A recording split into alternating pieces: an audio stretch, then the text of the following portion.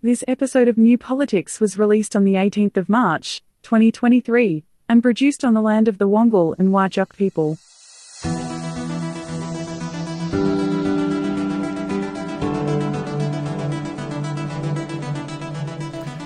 Welcome to New Politics. In this episode, we look at the AUKUS deal and what it means for Australia, more corruption in New South Wales, this time there's a recording to prove it, and we've been asked the question, why do the mainstream media avoid the Robodebt Royal Commission? I'm Eddie Djokovic, editor of New Politics. I'm David Lewis, also Secret Home Affairs Minister. And if you'd like to support New Politics, you can support us through a Patreon subscription, but whether it's a subscription or whether you just want to listen in, read our material online or buy a t-shirt or buy a book, it's all available at newpolitics.com.au, and all of this is a good way to support independent journalism.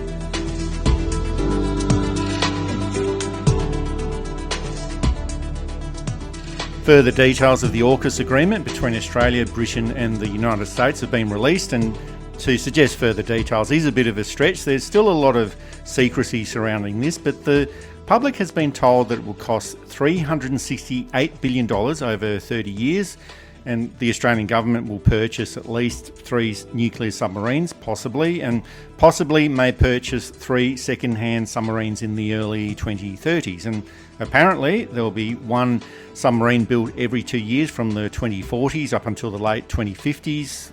That sounds like it might be around 10 submarines altogether. There'll be 5 US and UK submarines boating around the coast of Western Australia from 2027 onwards, and who knows for how long. And there'll be new shipyards and upgrades in Australia, and $3 billion is being given to US and UK production lines over the next 4 years. Now, this really is pie in the sky kind of material, and who knows, will large-scale submarine technology still be relevant in 30 years' time, and what will the geopolitical situation be like in 30 years' time? And the cost of this is all pretty astronomical as well. It's odd that we have $368 billion available to spend on submarines, but there always seems to be a struggle for governments to find money to pay for hospitals, for nurses, for teachers, for schools, for aged care, for NDIS, for infrastructure. And the previous government even went to the extent of using an illegal robo-debt scheme to claw back just $0.75 billion, apparently because the budget situation was so dire. But $368 billion for submarines, no problem at all. It's always like that in defence. Of course, countries need a defence force. And defence is not just military defence, of course. There's biological defence, there's climate defence, cultural defence. I'm really thinking of from larger cultural entities to try and subsume the local culture. Nonetheless, it's a form of defence. And it's something that governments should be concerned about. Of course, we don't want Australia invaded by a foreign power. And so we should have a defence force that is able to match or better current threats. Are there current threats? Now that depends on who you ask. You ask Daily Telegraph, and China is salivating, ready to invade at any second, just waiting for us to blink and the red peril comes through. I can't really see the Chinese Ministry of Defence getting too concerned about 6 to 10 submarines hitting the Australian fleet in 20 to 30 years. We will have a maximum of 10 or 12 governments in that time, all with different agenda, all with different policies, all with different philosophies. There'll be a consistency, but the consistent thing we've had since about 73 is that China is a strong and fair trading partner and an ally. Now, we may have problems with some of their behaviours, but if you stop trading with people who you had problems with, you'd be a single market and not like the one that Britain just left. You'd be trading with yourself.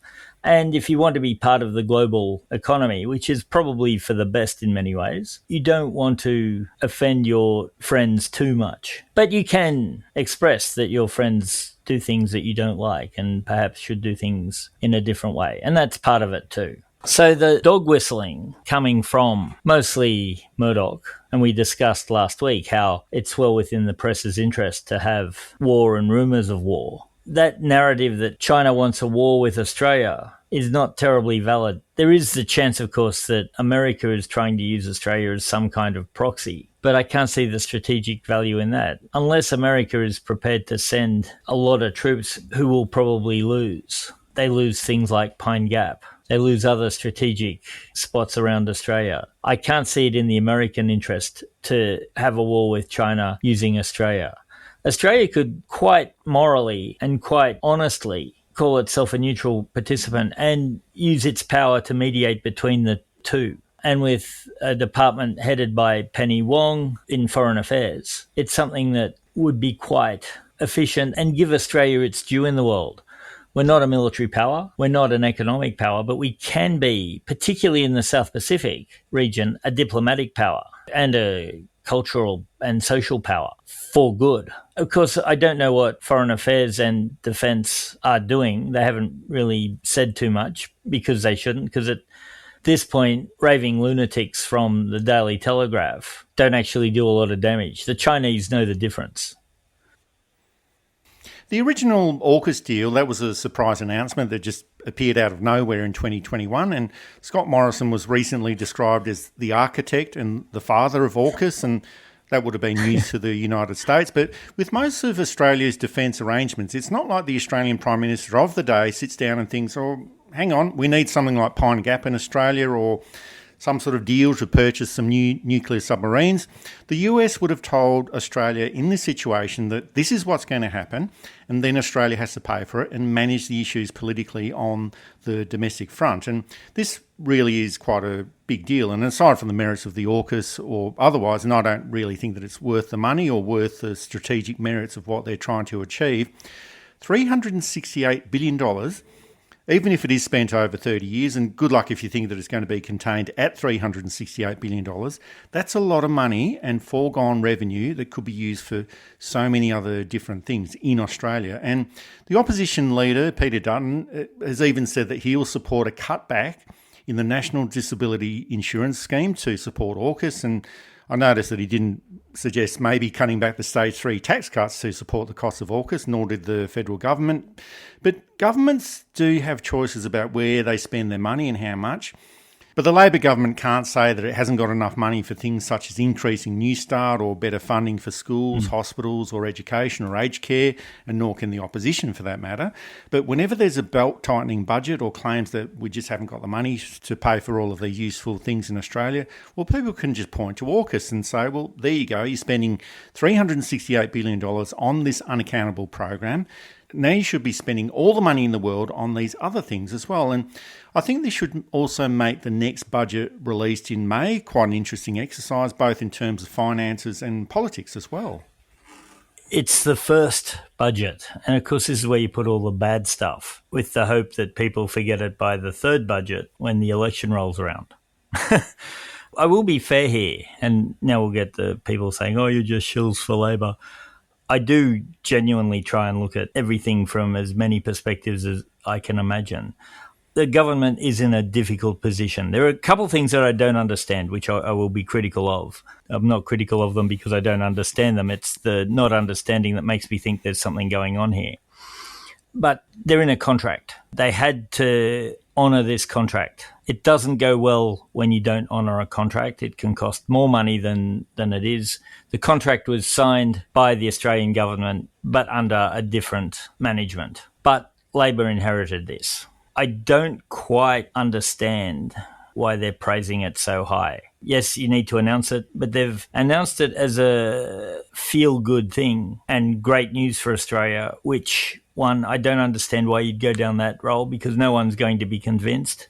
I understand that Labor has to honour a contract. And, of course, Australia now also has the reputation of not honouring their contracts, thanks to a certain Prime Minister who shall not be named, who went behind the back of the French and cancelled the better contract they had to get this one in.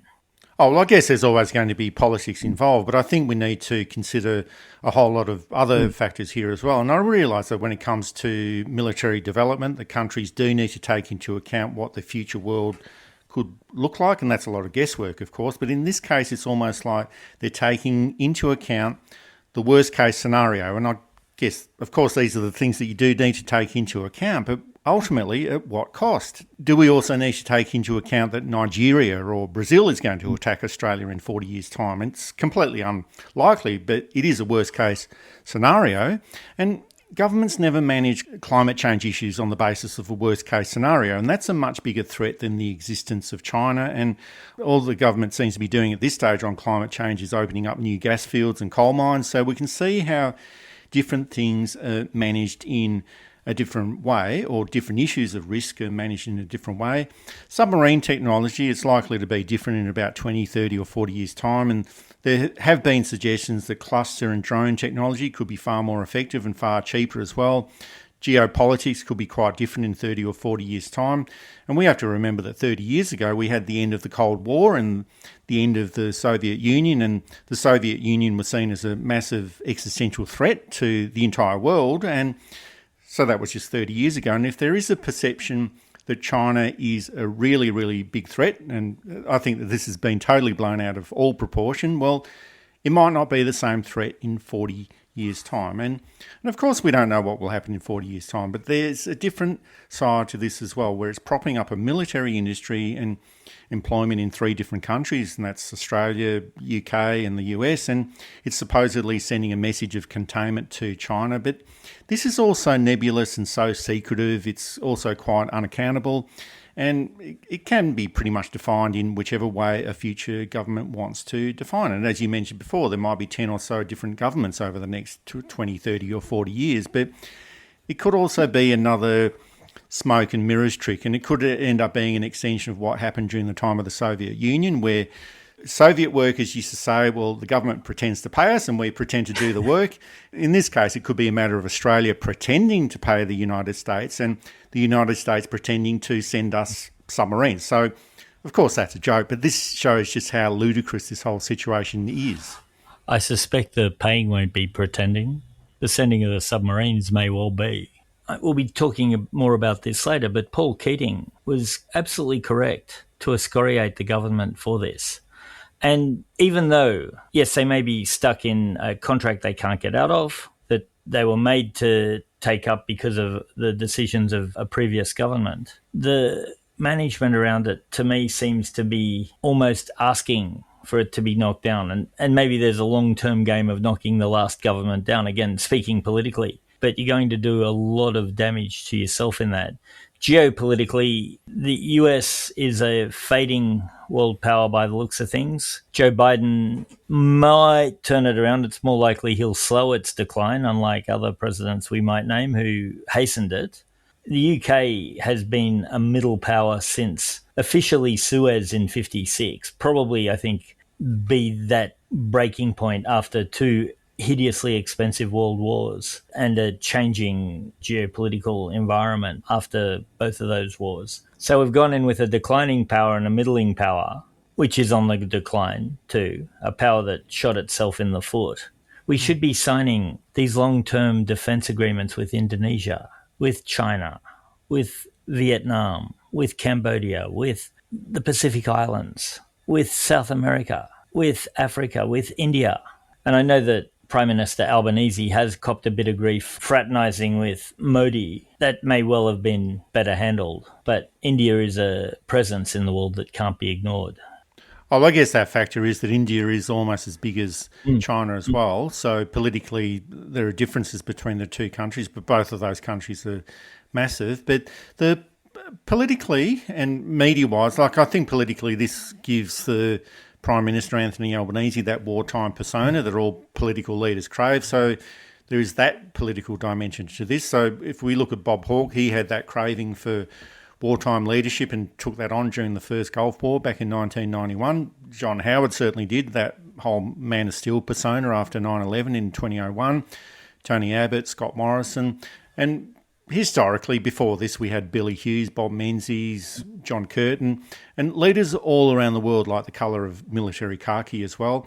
And the other factor is that the Liberal Party pretty much has to be in agreement for all of this. AUKUS was created during their time of government, and defence is seen as their natural territory politically, and they're hardly going to complain about more funding for defence issues. But it was interesting to see that for 2 days after these additional AUKUS details were released on the Monday, the ABC and most of the mainstream media only asked the opposition for their opinions and their analysis. And first of all, they spoke to Peter Dutton on the Monday. Then the following morning, they asked Joe Hockey and George Brandis what they thought about AUKUS. And then for some reason, they went to Senator Simon Birmingham as well. Then they spoke to Scott Morrison and then to Andrew Hastie. All of them gave their opinions before we finally received some commentary from someone in the government, and that happened a few days afterwards. And generally I'm in two minds about this. I'm not sure if this is such a big issue or not, but Peter Dutton was previously Minister for Defence. Hockey was Ambassador to the United States, but out of politics since 2015. George Brandis is also out of politics, but he was the Ambassador to the UK. Morrison was the Prime Minister when AUKUS was created, and Hastie was a member of the SAS. So all of this sort of makes sense on some level. Of course you'd speak to these people, but still, there used to be a protocol that government ministers give their media conferences and then speak directly to the media to provide their analysis and be asked questions about what they're doing, and then the media would go to the opposition for their commentary. And that certainly was a protocol that was observed at the ABC, but maybe the government ministers weren't available. I don't know exactly what the case was, but I think it's more important that we hear the analysis first up from the government on these issues and not from the opposition. We need to know what the opposition is arguing. And if we don't know what the government's done, it's just blather. And honestly, I'm going to go a bit Paul Keating here. Joe Hockey couldn't get the respect of a Trump government. He was considered somewhat of a joke and pushed to the side as Australian ambassador in a Trump administration. Whether it was a case of this guy is way too much like us and might accidentally show us up, or whether it's a case that he's just another unemployable incompetent, it's really just absolute nonsense to get his opinion on anything. He's entitled to his opinion, but we don't need to hear it. Brandis is only slightly better. As High Commissioner to the UK, lots of meals happened, lots of nice nights out happened, but not a lot was done to further Australian interests in the way a High Commissioner should. The less we see of the pair of them, the better it is for the psyche of Australia, I think. We don't need to be reminded that they were in those positions. We don't need to be shown just how clueless they are. We just need to move on and, ask the government first. Bring in the oppositions. Birmingham was an appropriate opposition person to speak to, as was Dutton as leader of the opposition. What they were saying is a whole other thing, but in the roles that they are currently in, yes, appropriate people to speak to, but only after we've heard what the government had to say about it. Then we can weigh up, did they actually say anything useful and worthwhile and make good arguments? Probably not, but miracles do happen. Or is it just nonsense? To hear what they had to say, we don't know what the government was saying, so we can't really judge whether it was of any value or not. So their value was diminished. So it was a really poor choice on behalf of the ABC to do that. Oh, well, good to see that you're channeling Paul Keating there, David, so that's very good to see. But speaking of Paul Keating, he was the former Prime Minister, of course. He had quite a different perspective to the government and most other people on AUKUS, and he blasted the AUKUS deal, he blasted the Labor Party, and he had a good go at the media as well. You've been extremely critical today of the Albanese government, including Ministers Richard Marles and Penny Wong. Are you concerned that your comments today could represent a fundamental rupture with the party? You've already said that the Prime Minister hasn't responded to your request to brief him on this. And secondly, you have a tremendous skill for invective and criticism. Could I ask you now to turn some of that to the Chinese Communist Party and its treatment of Uyghurs, for example, its treatment of pro-democracy activists in Hong Kong? Will you be similarly critical of them as you are of people in your own party and journalists? After what you co-wrote with Hartcher last week in that shocking presentation in the Herald on Monday, Tuesday, and when you should hang your head in shame, I'm surprised you even have the gall to stand up in public and ask such a question, frankly. You ought to do the right thing and drum yourself out of Australian journalism, I mean, that's the most egregious, the worst, the most biased presentation. You pick up 4 specialists. You could have picked up John McCarthy, a long-term specialist, Alan Gingell. You pick up 4 China hawks, the biggest of them all, Jennings, Davina Lee. These are all China hawks. You represent them to your community, as having an independent view where you know full well that you've selected them to do this thing. And here you are asking me about Uyghurs, and you're asking me about, if I said to you, and I did say when I saw it last time, here's the Prime Minister over, there's everyone over to India, not one question from any one of you about Modi shutting in the Muslims in Kashmir, in the pro-Hindu policies. Nothing. But there is still a question, Mr Keating, about the Chinese treatment of the Uyghurs. Yeah, well, look, the treatment of the Uyghurs, I'm not to defend China about the Uyghurs. I mean, there's disputes about what the nature of the Chinese affront to the Uyghurs are. There's a dispute about that. But one thing we can't be sure of, what if the Chinese said, but look, what about deaths in custody of Aboriginal people in your prison system? You know, wouldn't that be a valid point for them? Wouldn't it be a valid point? In other words, great power diplomacy cannot be about reaching down into the low social entrails of these states any more than they can with us, you know. But the Sydney Morning Herald, frankly, it's a newspaper without integrity, and the Age follows it in, poor little, like a little pup running behind, you know. I mean, if I were you, mate, I'd hide my face and never appear again. Not too sure if the Uyghur people of China would agree with what he just said there. He might be right about Modi. The Uyghur people, maybe not so much. But Paul Keating had a lot to say about AUKUS. He said that it was the Labor Party's worst foreign affairs decision since Billy Hughes had those conscription referendums in 1916 and 1917. He's probably right on that one, but not just for the Labor Party or the Labor Party in government, but any federal government in Australia's history. And Malcolm Turnbull has also been quite critical of the AUKUS agreement. So there's two former leaders from different sides of politics who think this is all a bad deal.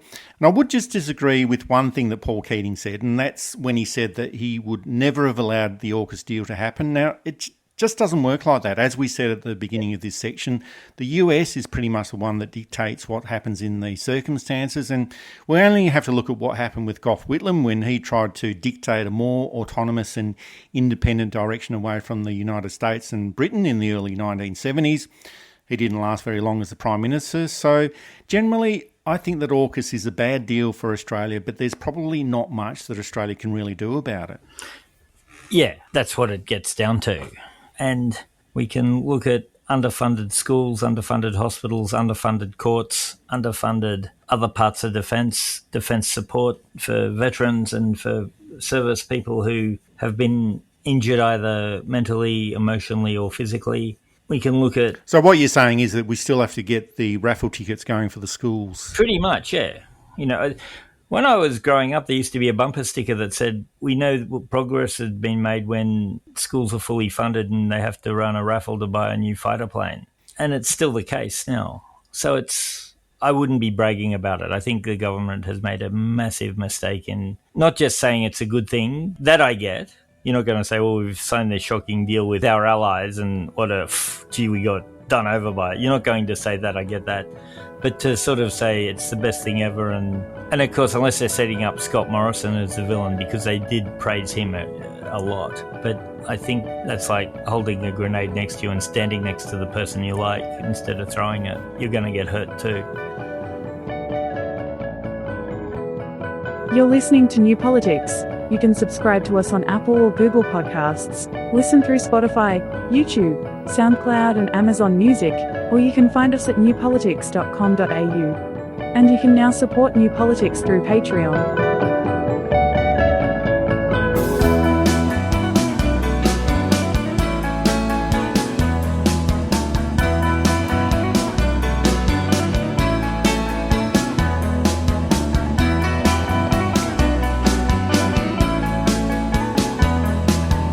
Effervescent, eloquence, carefree, sparkling, everywhere sparks ignite a starry eye soon, a supernova.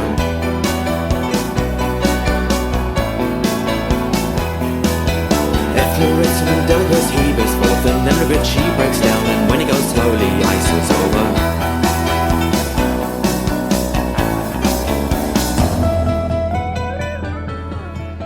We've been asked why the mainstream media has mainly stayed away from the Robodebt Royal Commission, and the Commission has finished up its hearings, and we won't hear anything more about it until it releases its report at the end of June this year.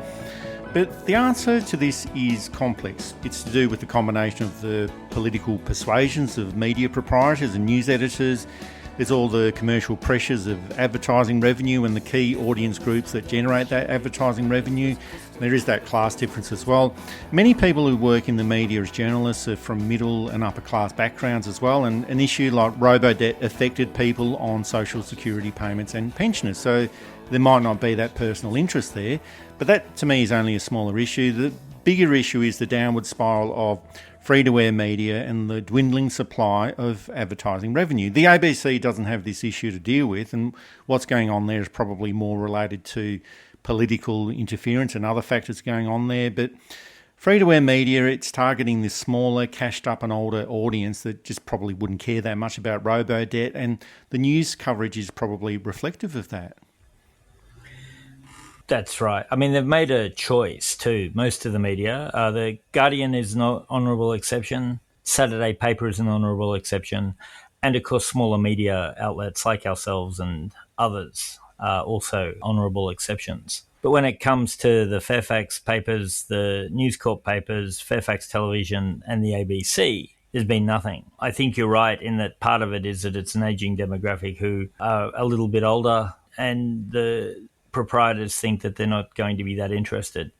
But Robodebt affected a lot more people than you think. There were plenty of people who were on benefits of some kind for 6 months 10 years ago. You know, they had child support or something that has a rather generous threshold and got done for it and found themselves with massive debts. And again, let's be fair, it's just as wrong if it's somebody who can afford it and who didn't accrue that debt as it is for someone who can't afford it and who didn't accrue the debt. The issue is not the affordability. The issue is the false accrual of debt. To me, this is the stuff that newspapers should thrive on. A story of injustice, a story of government malfeasance, a story of government corruption. I would imagine that there is one or two journalists out there who went into journalism to expose this. Well, maybe that's where the difference comes into it, but I guess there's also been this divide between legacy media and social media and new media as well. And the commissioner of the Robodebt Royal Commission, Catherine Holmes, she did make a point of the media coverage of the Royal Commission, and here's what she said about that. This commission has to inquire and report, and an important part of the inquiry component is these public hearings because it's the opportunity to explore evidence in a public forum. But not many people have the practical ability or the time or perhaps the will to sit through day after day of hearings. The interest of what I'll call the traditional media, to distinguish it from social media, in these hearings has, with some honourable exceptions, been patchy. It tends to flare when an ex-minister is on the stand. There may be sound commercial reasons for that. The subject matter doesn't concern the demographic which they cater to, or the issues are too many and the evidence too extensive and complicated for their form of coverage. But as a result, I've come to appreciate the importance of social media in this context. But the Commission's media officer has drawn my attention to some of the Twitter commentary, and I've been struck by how committed and serious some of the people tweeting are. They provide an almost full-time running summary of the evidence with occasional comment. Some of them are people who've long been engaged in the Robodebt issue, and they both tweet and cross over into mainstream commentary. I'm thinking of people like Dr O'Donovan, Mr Morton and Mr Enrique Gomez, I may have mangled his name, while others, I can see one right in front of me, are newer to the subject, but no less intent on conveying what is occurring in these hearings. Now, I hasten to say I don't agree with every précis or characterisation of the evidence that I've seen, but I want to acknowledge that the Twitter coverage of these hearings has performed a remarkably useful and important public service in giving people access to the evidence. And this is quite an unusual intervention by the Commissioner, and she was alerted to the coverage on social media by her communications team, but still it's a commentary that she didn't really have to make, but she did make it. And I'm not one of those people that suggests that social media is now the only reliable news source and should be at the expense of the mainstream media. Social media is quite useful for journalists, but it's also got quite a few problems. But I think that the two should be going hand in hand. But the mainstream media and legacy media is just so dismissive of social media. They should be adopting it as much as possible. But that's a matter for them. I'm sick and tired of giving free advice to the Liberal Party and to the media. These are all issues for them. But what the commentary from the Commissioner has done is produce this broader debate about the future of news collation and who decides what is seen or heard on free-to-air media. And predominantly, the mainstream media is white, it's Anglo, it's male-dominated, and it is becoming increasingly irrelevant. Now, I'm not suggesting that it's totally irrelevant, just that it's becoming less relevant. But if the way that the news is being presented and reported to audiences is not what they're after, well, they're probably going to switch off. But my feeling is that the mainstream media news services, they probably just haven't adapted to contemporary circumstances very well or to modern technology very well. The ABC is very well positioned to make a transitional change successfully, even though its current political coverage is pretty terrible in my opinion. But the other mainstream commercial media, I just don't think they've got very long to go in their current formats. It's a dying industry. Certainly, Australia has never had a great media.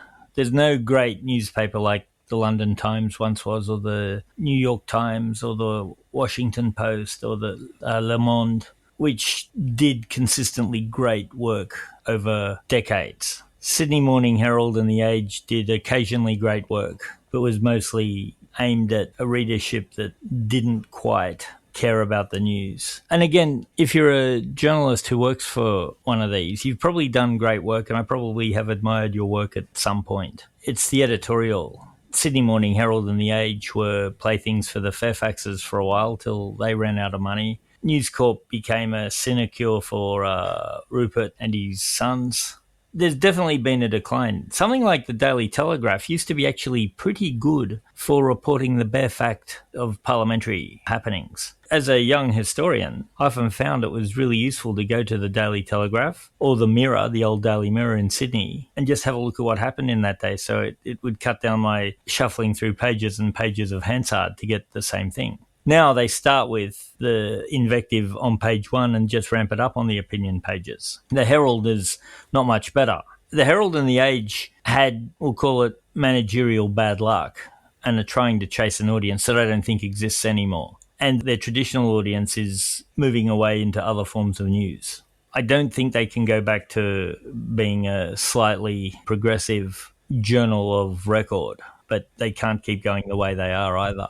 Oh, well, I'm not saying that all of the mainstream media is terrible. I'm just saying that most of it is. There's still some good stuff that's out there. Yeah. But we can see that other sources of news and reporting within the community, whether that be through social media, podcasts like New Politics, or independent media websites, these are becoming more important in the public discourse of important political matters. And David, you and I, we keep suggesting that the mainstream media is becoming less relevant, yet we blast them for not reporting the important issues. Maybe it just doesn't matter anymore. And despite the reluctance of the mainstream media, the news of Robodebt was still getting out there through social media and new media outlets. And the other issue that we do need to consider is the class difference as well. News editors are generally from well-to-do backgrounds, and they tend to employ like-minded people from similar class backgrounds. And that's certainly the case at the ABC. And that gives us some clues as to why we see so much reporting on interest rate hikes or the budget, stage 3 tax cuts, and the fear that these might be taken away or repealed. And that's the reason why we got all of that hyperactivity that took place on franking credits during the 2019 federal election.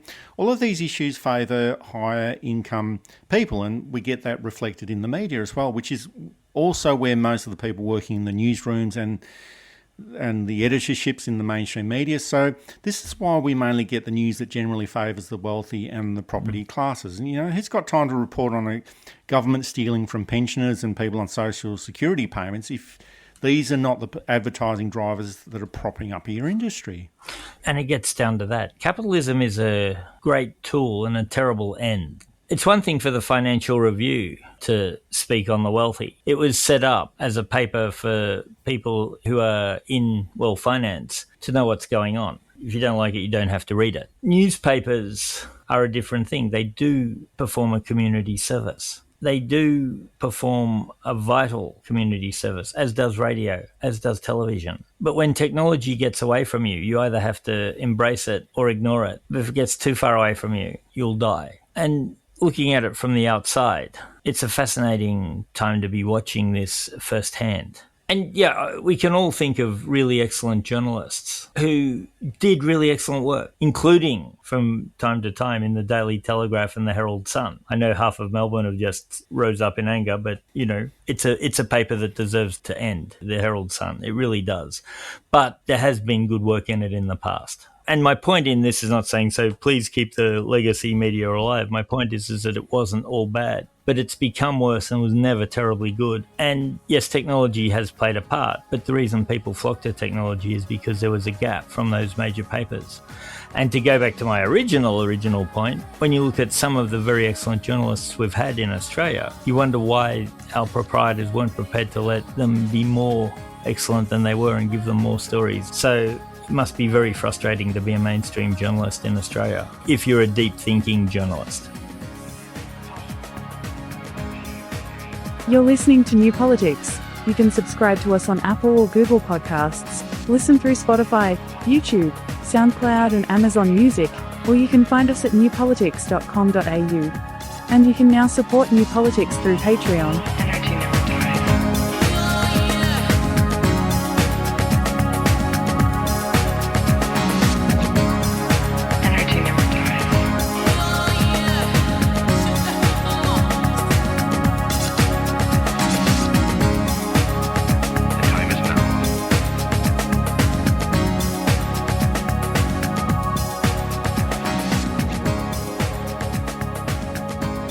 Last week we discussed the high level of corruption that exists in New South Wales, and we don't think a change of government at the New South Wales state election next weekend is going to make too much of a difference to this, but there was the release of audio tapes of conversations between former New South Wales National Party leader John Barilaro and national candidate David Lasell and his campaign team, where, aside from sounding like a complete tool, boasts about all the pork barrelling and largesse in the lead up to the Upper Hunter by-election in 2021. Yeah, that's right, Coffs Harbour. Yeah, I remember that. I just went out and said, we're announcing the additional, we're going to do tunnels, not the, what was it called, the open? Open cut. And that would add, that's $500 million to the tab. And I kept we're doing tunnels. I was sending a check. With all the investment in infrastructure. I'm glad you call it an investment, not pork barrelling. I do appreciate that. As of course, pork barrelaro. I'm the one that's got to try and get to ERC and explain how I've given $100 million in the election. Yeah, that's right. And that's just ticking over. There's still 5 days to go. Anything can happen. Anything can happen now. George put in that Singleton needs a new fire station, so I think we'll be funding that this week. Not only do you have a bypass, but tell them you won. And then it was like, okay, we're going to fund $25 million. Siobhan, can you fund $25 million? And Paul Tools office going, we've got to fix and touch your... No, just need a $25 million blanket check. Has it got... Paul? It's majority government. Okay. Yeah, sure. Hey, Peritate, $25 million. Oh, well, I got you. 42 million for Muswellbrook Hospital, 11 million for Singleton. There's some little bloody rara Fesha, Cayuga or whatever, and then 650,000. Oh, God. Yeah, and you know what? We'll get them to Scone this week. We're going to give them some money for their roads, another $20 million. So, you know what? You're not done yet, then? Oh, God, no. There's 5 days. There's 5 days left. Oh, there's some... I'm going to give the guy that, you know the guy that runs Rock... This is like the 12 days of Christmas. Black Rock? Yeah, Black Rock. So the Aboriginal Land Council want to build this big facility. I'm going to give them $4 million too. Why not? Why not? Why not? Why not? They are good. Why not? You can have it all, New South Wales. You can have it all. Yeah, exactly. Of course, there's no law against bragging about pork barrelling, and it seems like in Australia there's no law against actual pork barrelling either. But we have to remember that John Barilaro won a defamation case against Google in 2022 and was awarded $715,000 for Google refusing to remove videos that accuse him of being corrupt. And here he is referring to pork barrelling and bragging about how all of this largesse and throwing money around is going to win the seat of Upper Hunter for the National Party, and it actually did. The National Party ended up getting a 3% swing towards it and held on to a very important seat for the New South Wales government at that time. John Barilaro is no longer in Parliament, but all of this happened while he was still a politician. And there is a general election in New South Wales just next weekend. The audio recording was released by the independent journalist Jordan Shanks, also known as Friendly Geordies. But the mainstream media has been very, very, very, very quiet about this, as though they don't want anyone to know about it. For whatever reason, they want a parité government back in. New South Wales needs a parité government like a hole in the head needs a hole in the head. It's a double redundancy. And Barilaro is probably the worst leader of the Nationals New South Wales has ever had. And that's a long line of mediocrity and corruption, incompetence and just foolishness. And Barilaro was the worst of and the least qualified. Somebody like Wal Murray at least had years of public service and substantial achievement. Whether you agreed with the achievement or not's a different thing, but there was an achievement there. Barilaro had achieved nothing, wanted to achieve nothing except the continuation of his own political power for his own gain. Couldn't handle the heat in the kitchen, as it turned out, and tried to set himself up with a cushy New York job, which failed, like everything else he did, allegedly. And there is a sense, Tony Abbott had this, I think I've spoken about this before, whereas Tony Abbott would openly speak of corruption without fully realising it was corruption. I don't think Barilaro ever realised that it is wrong to pork barrel. Different seats have different needs, and as a government, you try and spread it out fairly. Now, sometimes some seats will need more money or more resources for some reason than other seats, but you don't really look at what party is representing that seat. During the New South Wales floods, Nationals and Liberal seats got more money than Labor's seats. The water didn't say, oh, I'm not flooding this is a Labor seat, I might get contaminated, I'm staying in this one. It went right through everything. These are arbitrary human-drawn lines on a piece of paper made to help the administration of the state run a bit easier. The water doesn't care, but people living in Labor seats got far less, and sometimes nothing, as compared to people living in Liberal seats. He did not see that this was corruption, and he might argue, I didn't personally gain from it. That's a whole other argument in subtlety and nuance. And of course, subtlety and nuance is something that he has neither of. But it's a point where it's so entrenched in him that he can't see it for what it is.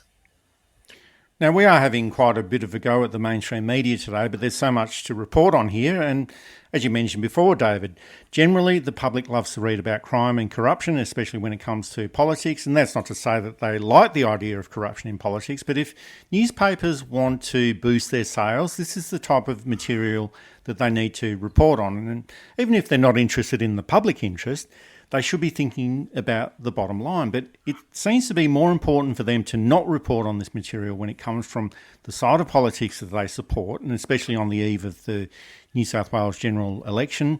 But the audio itself, it's almost like a poorly acted scene from The Godfather, and take your choice whether it's 1, 2 or 3, it's all the same. But it's like a meeting of gangsters without the guns and the talk of cement shoes. But these people are based, they sound a little bit thick as well. They're openly talking about corruption and openly talking about committing acts of corruption, but there's nothing about this in the mainstream media. Now, if you compare this with the reporting in the lead up to the 2011 New South Wales election, and we are going back some time there, when there was so much talk about the corruption of Eddie Obeid and Ian McDonald, and rightly so, that's what the media should be talking about, and that's what I expect them to do. They were also going on about the actions of former Minister Joe Tripodi at the time, and that was all on auto-rotation in 2011, just before the election. But 12 years later, the same level of corruption, but it's all being ignored. Now, in my opinion, and you referred to this before, David, the hole in the head, the worst thing for New South Wales would be a return of the coalition government. It would be a repeat of what happened in New South Wales in 2007, when the New South Wales Labor government was given another term in office that they just didn't deserve and provided the worst government between 2007 and 2011, and that was the worst government until this term of coalition government. So the media does have a responsibility to inform the public of these bad behaviours that come from a government, not just slag off an opposition just because they don't like them and overlook corruption from their own side. Corruption, irrespective of where it comes from, has to be reported. You cannot take sides with these sorts of issues. No, you can't.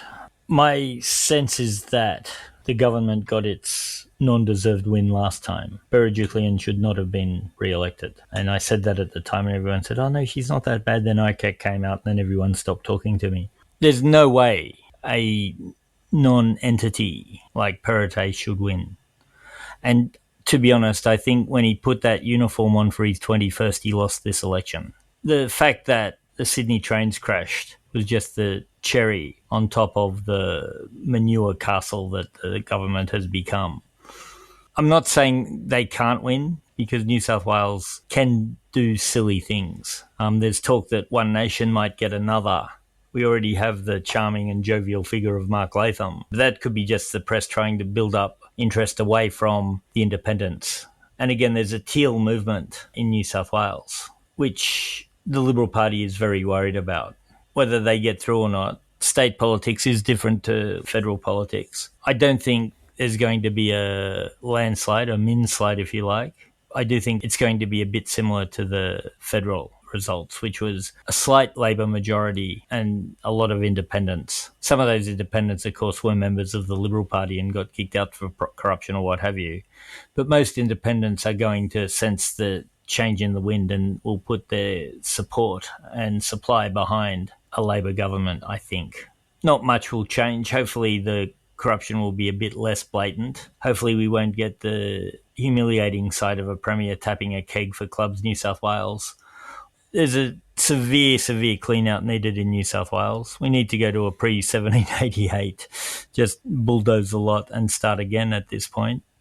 Certainly the shadow of Barilaro looms very large, and I don't think it's a positive shadow even in National Party centres. And the good, honest people who traditionally vote National Party are starting to notice, are starting to wonder, are starting to care, and are starting to change their votes. It's unlikely the shooters and fishers will come through. Their leader, Robert Borsak, has just gone to Africa and shot another elephant, which doesn't go down well. With even hunters in Australia know that some animals need to be protected. So I don't think Dominic Perrottet will be writing thank you notes to John Barilaro anytime soon. That's it for this episode of New Politics. Thanks for listening in. And if you'd like to support our style of journalism and commentary, please make a donation at our website at newpolitics.com.au. We don't beg, plead, beseech or gaslight you about journalism coming to an end. We just keep it very simple. If you like what we do, please send some support our way. It keeps our commitment to independent journalism ticking along. I'm Eddie Djokovic. Thanks for listening in, and it's goodbye to our listeners. I'm David Lewis. We'll see you next time.